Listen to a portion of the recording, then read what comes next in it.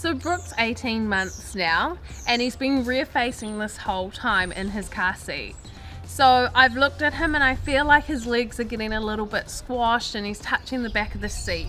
And I'm wondering, is this time, can I change him around and face him forward? I've got Gloria here from Starship Communities, and now I'm gonna ask you, can I turn Brooke around? Is it time? It's best to leave Brooke rear facing as long as possible, but if you want to forward face him, you must read the manufacturer instructions to see the height and weight guidelines. So I need to check my manufacturer's instructions, and I've lost my booklet. Where else can I find it?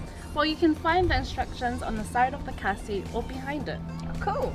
So we found the manufacturer's instructions on the side of the seat. How do we check the fitting? So we must ensure Brooke's harness is not loose, hanging off the shoulder, so this is perfect. It's fit, firm and tight. So for more information, click on the link below. Safekids Aotearoa.